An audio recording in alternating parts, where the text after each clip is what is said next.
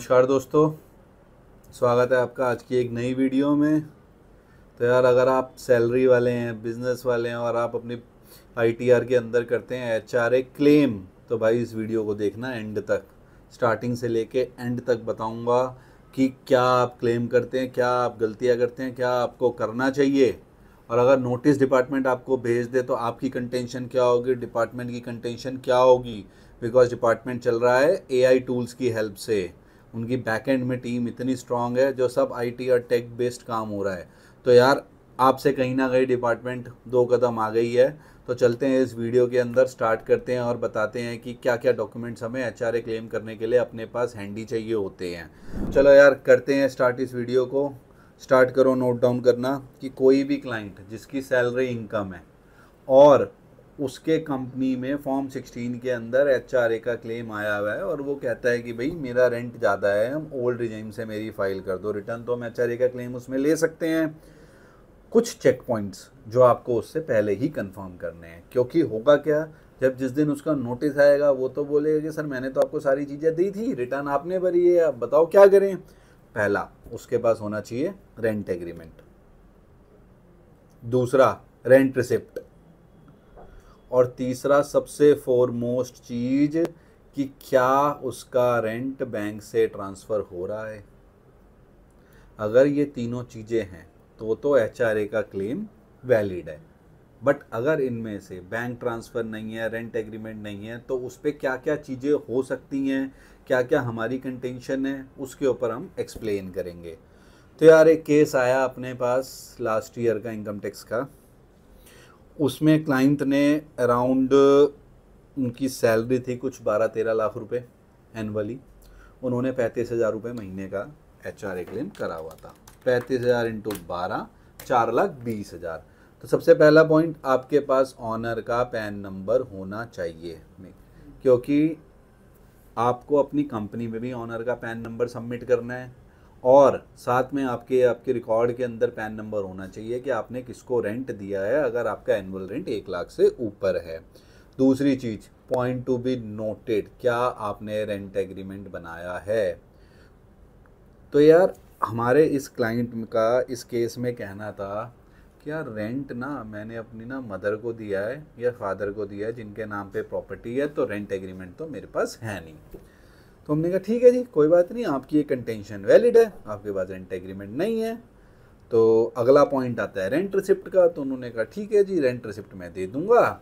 और उन्होंने side by side हमें ये भी बोला कि ये इनकम मेरे फादर या मदर ने अपनी रिटर्न के अंदर दिखाई है। पॉइंट टू बी नोटेड, अगर आप अपनी फैमिली के अंदर रेंट दे रहे हैं किसी को, तो क्या जिनको आप रेंट दे रहे हैं वो अपनी आईटीआर फाइल करते हैं या वो इनकम ये दिखाते हैं। अगर उनकी इनकम बेसिक एग्जेम्पशन से ऊपर है तो उनका आईटीआर फाइल करना मैंडेटरी है और इस रिटर्न को, इस इनकम को शो करना बिल्कुल मैंडेटरी है। अब थोड़ा सा मैंने इस क्लाइंट से और डीप में बात करी। जनता होती तो ओवर स्मार्ट है। मैंने पूछा यार आपने ट्रांसफ़र करा था? तो कहते हैं यार मदर फादर को ही तो दिया था, ट्रांसफ़र करने की नीड क्या है, कैश में दिखा देंगे। मैंने कहा यार आप कैसी बातें कर रहे हो। चलो, मैंने कहा कोई बात नहीं, मैं आपकी बात मान गया। मैंने कहा अपनी बैंक स्टेटमेंट दे दो जी उस साल की। बैंक स्टेटमेंट उन्होंने दे दी। अब आ जाता है जी 35,000 पे किराया, 12 महीने का 4,20,000 रुपये। मैंने उनकी बैंकिंग ली, बैंकिंग को एनालाइज करा। बैंकिंग के अंदर यूपीआई ट्रांजेक्शन थी, हर महीने सैलरी आ रही थी, उनके जो जो एक्सपेंसेस थे वो हो रहे थे, बच्चों की फीस जा रही थी, मेडिक्लेम जो एक यूजुअल होते हैं, और उनका जो कैश विड्रॉल था वो मात्र 10-12-15 हज़ार रुपये महीने का था। तो मैंने उनसे एक सवाल पूछा कि अगर आप कैश में भी दे रहे हैं, मैं आपकी सारी बातों को एक्सेप्ट करता हूँ आपका रिप्लाई बनाते हुए, तो यार मेरे को आपके बैंक में तो पैसा विड्रॉ नहीं हो रहा। आप अपनी वाइफ और अपने बच्चों के साथ रहते हो तो भाई डिपार्टमेंट ये एज्यूम करता है और मैं भी ये एज्यूम करता हूँ जो आपने 15,000 रुपये विड्रॉ करें हैं अपने घर खर्च के लिए करें हैं। अब उसका मेरे पास सवाल आया कि सर अब आप देखो कैसे करना है यार। मैंने कहा यार अब बातें, अभी तक तो मैं दिखा दूंगा जो मांगोगे, तो बातें कन्वर्ट हो गई, अब आप देखो कैसे करना है। तो अब मैं आ जाता हूँ नेक्स्ट स्टेप पे। अब इस केस में मेरे इस क्लाइंट के पास में कोई लेजिटिमेट आंसर नहीं था कि भाई 15,000 उसने बैंक से विड्रॉ करे, 35,000 वो रेंट दे रहा है, तो हम उसको जस्टिफाई नहीं कर सकते। इस पॉइंट को नोट कर लेना जो लोग इस वीडियो को देख रहे हैं, कि अगर आप कहते हो कि मैंने कैश में रेंट दे दिया, तो ये वाला एंगल आपके लिए सोचना, समझना और जानना बहुत ज़रूरी है कि बैंक से उतना पैसा आपका निकला होना चाहिए।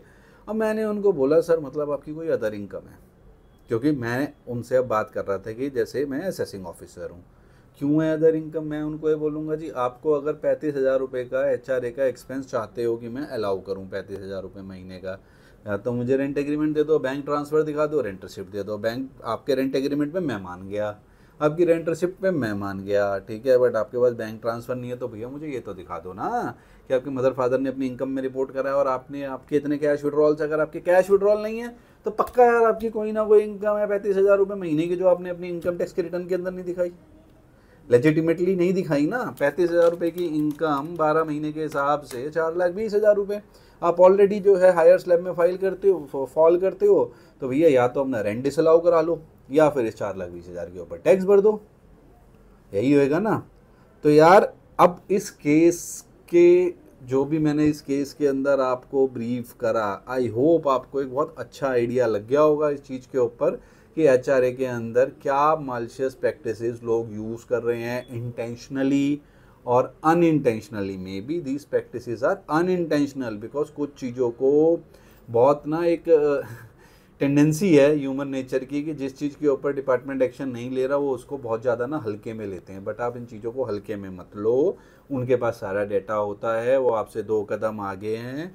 और अब इस वीडियो को कंक्लूड करने से पहले मैं एक बात और बोलूँगा, और जो मैं बात बोलने जा रहा हूँ 99% लोगों को ये पता नहीं होगी, कि अगर आपकी सैलरी लेटर से 70-80 लाख रुपए सैलरी है और आप कहते हैं भैया मैं तो 1.25 लाख रुपये रेंट देता हूँ, मैं तो बहुत आलीशान बंगले में रहता हूँ, बहुत आलीशान फ्लैट में रहता हूँ, मैं तो 500 के घर में रहता हूँ, तो भैया याद रखना अगर जहाँ रेंट 50,000 से ऊपर है 2% TDS काटना ज़रूरी है, वरना कोई इफ एंड बट नहीं है, पूरा का पूरा HRA डिसअलाउ होगा, चाहे आपकी कंपनी ने उसकी डिडक्शन दे दी आपकी रिटर्न के अंदर। बट इस चीज़ को please make it clear in your mind and thoughts कि अगर आपने TDS नहीं काटा तो खर्चा डिसअलाउ होगा। तो अब भाई आगे आ जाओ पेनल्टी प्रोविजंस के ऊपर। अगर आप फाइट कर रहे हो इसी चीज़ के ऊपर कि भैया मैंने तो खर्चा या जो रेंट है मैंने कैश में दिया, तो डिपार्टमेंट वाला असेसिंग ऑफिसर बोलेगा कि भैया आपने करी है कंसीलमेंट ऑफ इनकम, इसके ऊपर मैं लगाऊंगा पेनल्टी स्टार्टिंग फ्रॉम 200 से 300% की। तो भैया आपके लिए क्या सही है क्या गलत है, आई होप आप समझ गए होंगे। तो यार मेरी आपसे रिक्वेस्ट यही है कि चैनल को लाइक कर दो, सब्सक्राइब कर दो अगर आपको कंटेंट अच्छा और एलिमेंट लग रहा है। एंड इनकम टैक्स की ड्यू डेट बहुत नज़दीक है, जो भी रिटर्न फाइल कर रहे हैं उसको अच्छे से करें। जो भी मैंने वीडियोस बना के डाली हैं वो सारी वीडियोस वही हैं जो आपकी एक बेसिक ITR से रिलेटेड हैं। रखते हैं आज की वीडियो के लिए इतना ही, नमस्कार।